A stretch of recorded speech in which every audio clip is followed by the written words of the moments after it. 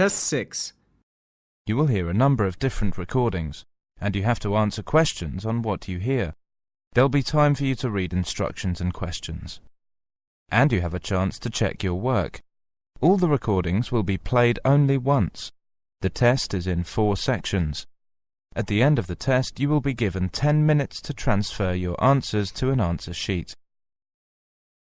Now turn to Section 1. Section 1. You will hear a conversation between a student and a doctor at a student health centre. First, you have some time to look at questions 1 to 6.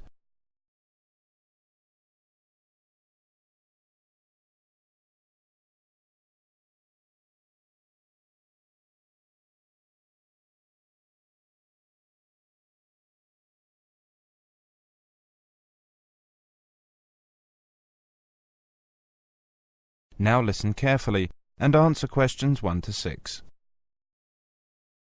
Good morning. Morning. Come in, sit down. Now, you're a new patient, aren't you? Yes, that's right. OK, so I'd better get some basic details down first. Right, we'll start with your name. Martin Hansen. Do you spell that S-O-N or S-E-N? H-A-N-S-E-N. OK. And you are a first-year student? Yes, I am. Studying? Medicine, actually. Ha! Good choice.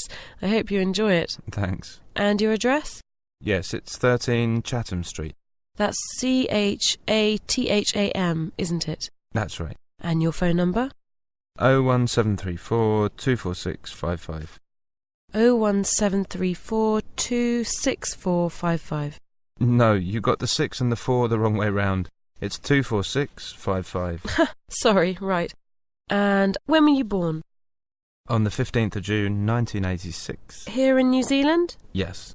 Now, let's get some of your medical background. Have you ever had any serious illness or accident? A broken leg I got playing football when I was 17. I was in the school team. What position did you play in? I was the goalkeeper. A lot of standing around then. Yes, when we were winning. Right. Anything else? No, apart from that, nothing. And have you had any operations of any kind? No, the only time I've been to hospital was when I broke my leg. Fine. Any allergies? Yes, to dust and cats. Ooh, what form does that take? How do you react? They both make me sneeze a bit, nothing else. So you're not allergic to antibiotics like penicillin as far as you know? I don't think so. Before you hear the rest of the conversation, you have some time to look at questions 7 to 10.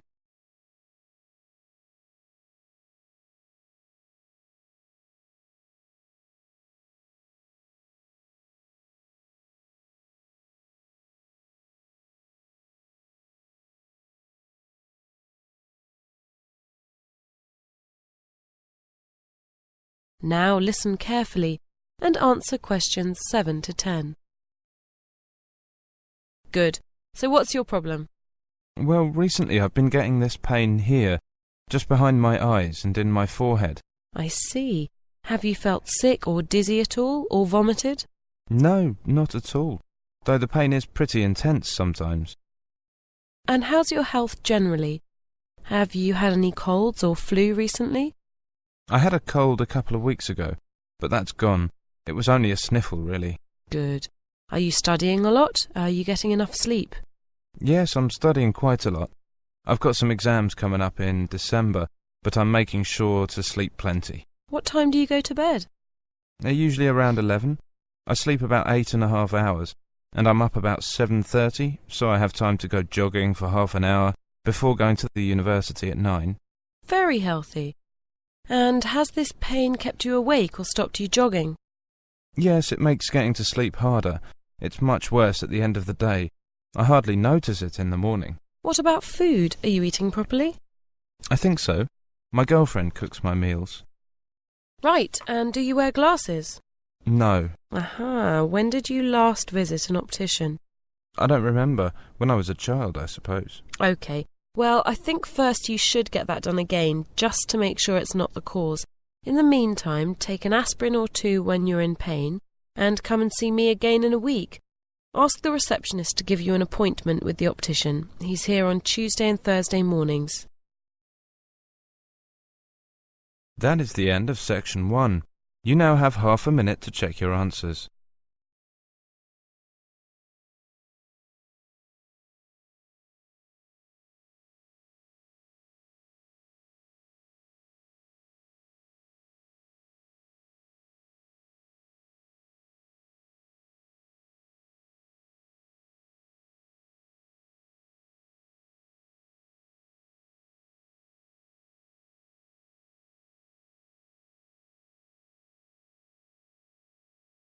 Now turn to section 2.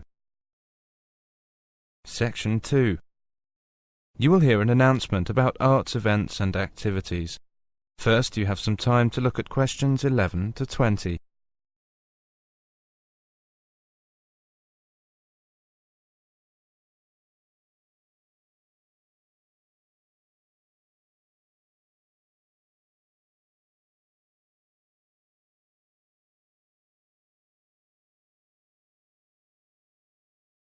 Now listen carefully and answer questions 11 to 20. And now for some information about local events and activities. A couple of announcements for art lovers and budding artists alike. First, a new collection of artwork is going on show to the public next month in the form of an artist's exhibition. The exhibition will include many different types of art, over 100 different pieces by 58 artists from the local area. It's being held at the Royal Museum, which, for those of you who are unfamiliar with the area, is located opposite the library in West Street, right on the corner. The actual address is 1 Queen's Park Road. It isn't difficult to find. The exhibition will run for 9 weeks and will begin on the 6th of October and continue until the 10th of December. So there's plenty of time for you to go along and have a look. I'm sure that it will be well worth doing. What will you see there? Well, among the items on display will be some exciting pieces of modern jewellery, furniture, ceramics, metalwork and sculpture. To give you some examples, local artist Kate Main will be there to discuss her collection of pots and bowls that she has made to resemble garden vegetables. They are the sort of things that would brighten up any dining table and range from things like yellow cabbage-shaped bowls to round tomato-shaped teapots. Prize winner Cynthia Corse will also be there to talk about her silver jewellery, all of which she produced using ideas from the rural setting of her country home. Some of her rings are quite extraordinary and have beautiful coloured stones on them. Or, if you prefer sculpture, there's plenty of that too. Take, for example, Susan Cupp's white paper sculpture of 25 pairs of shoes. It sounds easy, but believe me, it looks incredible. All of these items, along with many others, will be on sale throughout the exhibition period. As part of the exhibition, there will be a series of demonstrations called Face to Face, which will take place every Sunday afternoon during the exhibition, and these will provide an opportunity for you to meet the artists. The second set of activities are for those who would prefer to indulge in some artwork themselves. The Artists' Conservatory are holding a series of courses over the autumn period. The courses cover all media and include subjects such as Chinese brush painting, pencil drawing, and silk painting. All the tutors are experienced artists. Course sizes are kept to a maximum of 15, and there will be plenty of individual assistance. All the sessions offer excellent value for money and the opportunity to relax in a delightful rural setting. Fees are very reasonable and include the use of an excellent studio and access to the art shop, which you will find sells everything from paper to CDs, and they also include the provision of all materials. For more information on dates, costs and availability, you should get in touch with the programme coordinator on 0459 283 9584 or go direct to the website. That is the end of section 2. Now you will have half a minute to check your answers.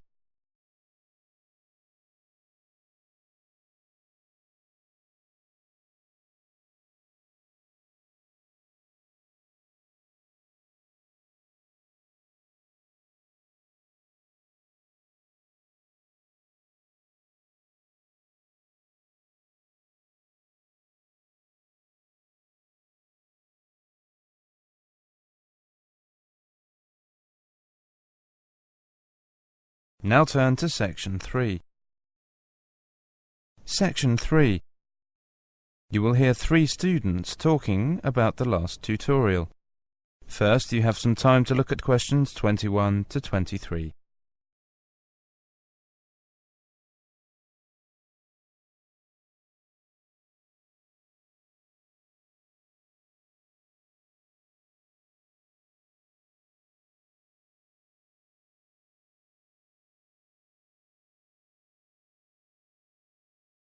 Now listen carefully and answer questions 21 to 23. Hi Sarah, that was actually quite exciting, wasn't it? You really think so, Dave? I'm completely worn out. If I have to take in another piece of information, my head's going to explode. It was good though. I have to admit it was. And it was challenging. Challenging? The last tutorial. It makes me think I learned absolutely nothing at school. I understood nearly all of it, but a few bits. I'm not sure I got it all. Reading is reading, and that's that. Well, it is and it isn't, you know. We all read in the same way. No, we don't. What are you two arguing about? Oh, it's Terry. Hi. Reading. Reading? Yes, reading. That's not exactly a sexy subject to be arguing about, is it, Dave? I don't know, I find it quite exciting, really. You would. We've just been to this tutorial on study skills as part of the English literature course, and Sarah's found it difficult to follow. No, Dave, that's not true. It's just there were some things that I'm not so sure about, or more importantly, sure whether they're important or not. Well, what was the problem? Well, when I read, I just read, and Dr. Pratt was going on about all these different techniques that we need to develop and hone. Before you hear the rest of the conversation, you have some time to look at questions 24 to 27.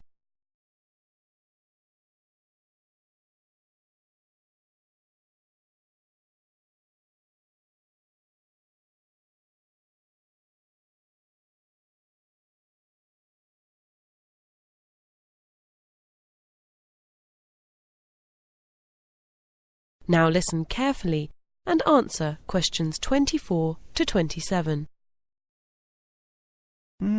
How do you read then, Sarah? I just read as I said, like everyone else. I read each word as it comes.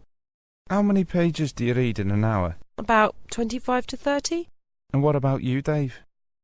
60, maybe 70. 60 to 70? That's not a lot.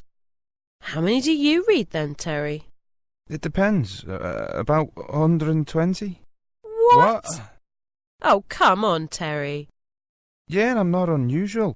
One of my friends doing medieval European history, Arnold, he reads about 160 an hour. But does he remember it all? Yeah, I think so, Dave. I get through only one book a week. Me too. What about you, Terry? At the moment, 3? And your friend Arnold? 20. 20! Before you hear the rest of the conversation, you have some time to look at questions 28 to 30.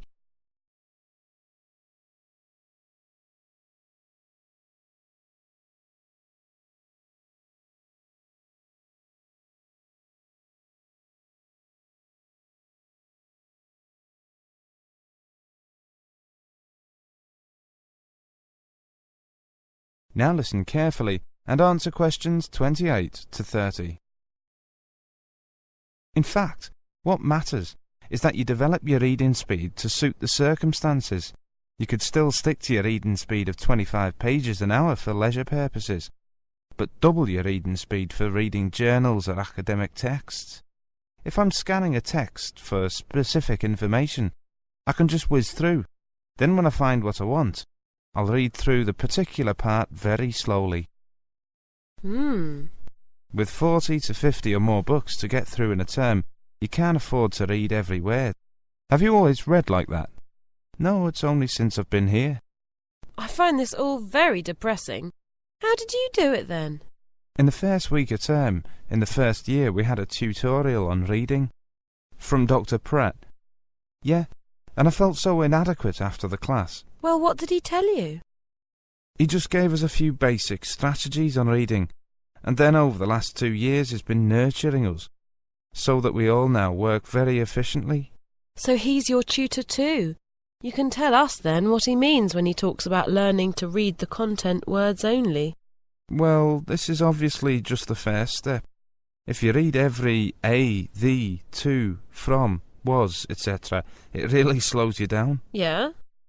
But if you train your eye to look at the nouns, verbs, adverbs and adjectives... Assuming you know what they are. Well, then the big words. Then you automatically increase your speed.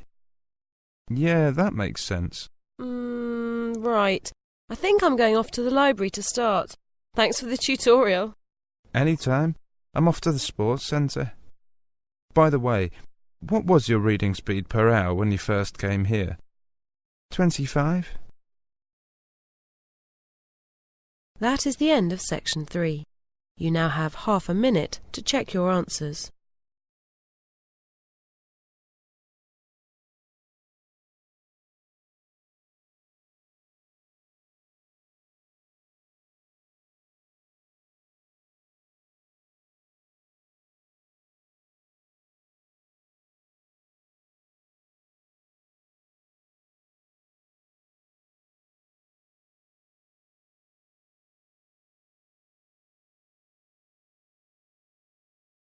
Now turn to section 4. Section 4. You will hear a lecture about coastal environmental problems. First, you have some time to look at questions 31 to 40.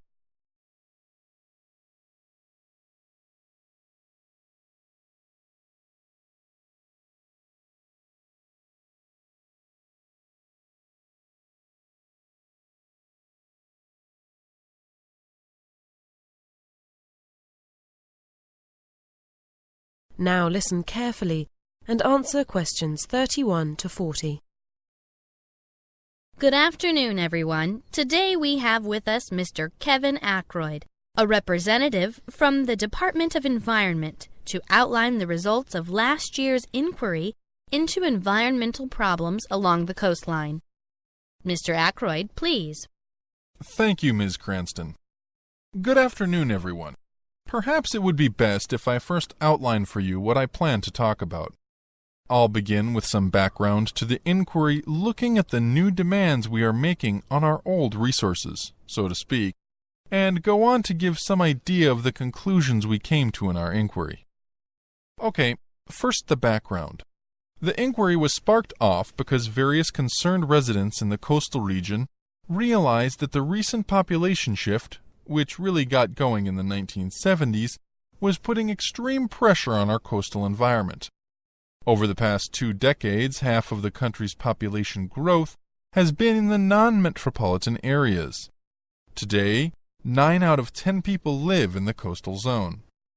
The reasons for this shift are not yet fully understood, but there is a range of factors which probably contribute, including economic development, an aging population, and a growth in industry, particularly tourism and its associated industries. We would have to admit that government policies have also contributed to this trend, a trend which is likely to continue, so that it's estimated by the year 2005 there will be millions of additional people living in the non-metropolitan coastal zone. This population expansion puts considerable pressure on the natural resources of the zone, and there are 2 factors likely to impose particular strains. These are, firstly, that those areas of greatest growth in the past are likely to continue to grow as strongly as before. In other words, urban sprawl or expansion will continue for at least another decade.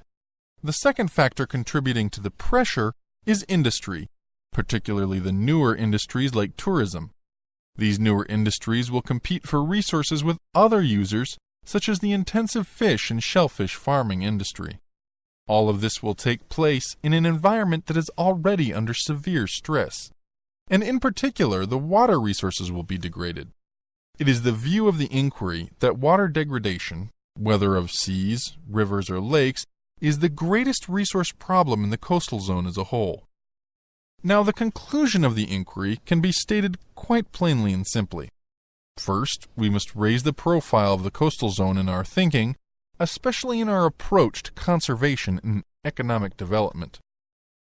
Second, we must exercise much greater vision. We must be prepared to think in the long term rather than the short term, and to pay attention to details. So better management and better planning. And thirdly, we must adopt a national approach. We can no longer afford to leave the decision-making to individual departments, to local government bodies, or even to the central government. We are looking here at the need for coordination on a nationwide level. To achieve workable, effective results involving all levels of government, as well as the various non-government organizations in this country, will be no easy task. But it is imperative we try. Well, I see time is running out, so perhaps if I just summarize the recommendations made by the inquiry for you. The long view prevails over the short. Broad considerations predominate over narrow. The techniques of modern management and the tools of modern economic are brought into operation. People being affected by decisions, including indigenous people, are adequately consulted before decisions are made. With that, I'll stop and give the opportunity to ask questions, but perhaps first I should tell you that the full report of the inquiry. That is the end of Section 4. You now have half a minute to check your answers.